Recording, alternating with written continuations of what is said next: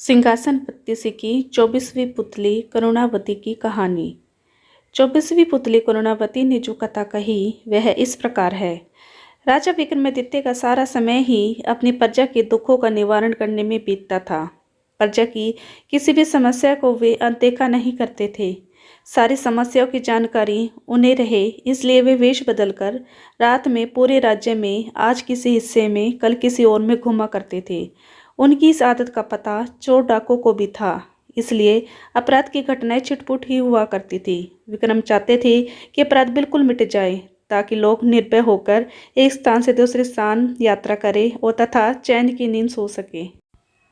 ऐसी ही एक रात विक्रम वेश बदलकर राज्य के एक हिस्से में घूम रहे थे कि उन्हें एक बड़े भवन में लटकता हुआ कमंद नजर आया। इस कमंद के सहारे जरूर कोई चोर ही ऊपर की मंजिल तक गया होगा।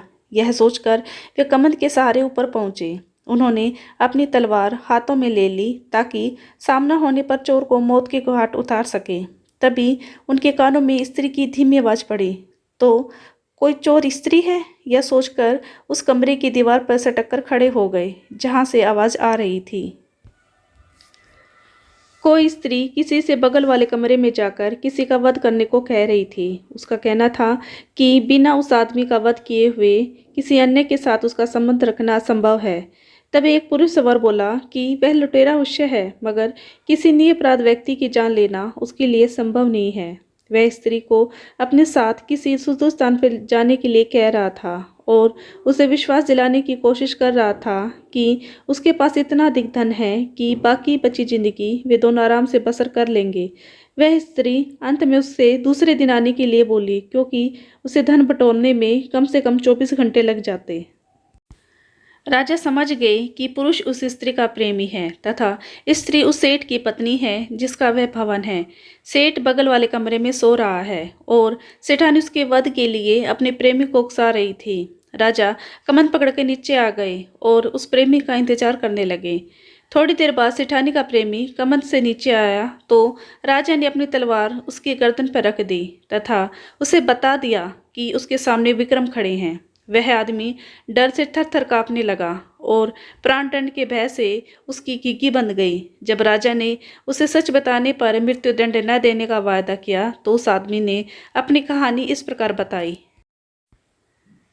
मैं बचपन से ही उससे प्रेम करता था तथा उसके साथ विवाह के सपने सजोए हुए था। मेरे पास भी बहुत सारा धन था क्योंकि मेरे पिता एक बहुत बड़े व्यापारी थे, लेकिन मेरे सुखी भविष्य के सारे सपने धरे के धरे रह गए। एक दिन मेरे पिताजी का धन से भरा जहाज समुद्री डाकुओं ने लूट लिया। लूट की खबर पाते ही मेरे पिताजी के दिल को ऐसा धक्का लगा कि उनके प्राण निकल गए। हम कंगाल हो गए। मैं अपनी तबाही का कारण उन समुद्री डाकुओं को मानकर उनसे बदला लेने निकल पड़ा। कई वर्षों तक ठोकर खाने के बाद मुझे उनका पता चल ही गया। मैंने बड़ी मुश्किल से उनका विश्वास जीता तथा उनके दल में शामिल हो गया। अवसर पाते ही मैं किसी एक का वध कर देता। एक एक करके मैंने पूरे दल का सफाया कर दिया और लूट से जो धन उन्होंने एकत्रित किया था वह लेकर अपने घर वापस चला आया। वह आदमी रोता हुआ राजा के चरणों में गिर पड़ा तथा अपना अपराध क्षमा करने के लिए प्रार्थना करने लगा। राजा ने मृत्युदंड के बदले उसे वीरता और सत्यवादिता के लिए ढेरों पुरस्कार दिए।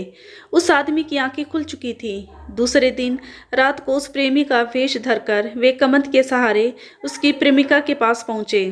उसके पहुंचते ही उस स्त्री ने सर्वाभूषणों की बड़ी सी थैली उन्हें अपना प्रेमी समझकर पकड़ा दी और बोली कि उसने विष खिलाकर सेठ को मार दिया और सारे सर्वाभूषण और हीरे जवाहरात चुनकर इस थैली में भर दिए। जब राजा कुछ नहीं बोले तो उसे शक हुआ और उसने नकली दाढ़ी मूछ नोच ली। किसी अन्य पुरुष को पाकर चोर चोर चिल्लाने लगी तथा राजा को अपने पति का हत्यारा बताकर विलाप करने लगी। राजा के सिपाही और नगर कोतवाल नीचे छुपे हुए थे।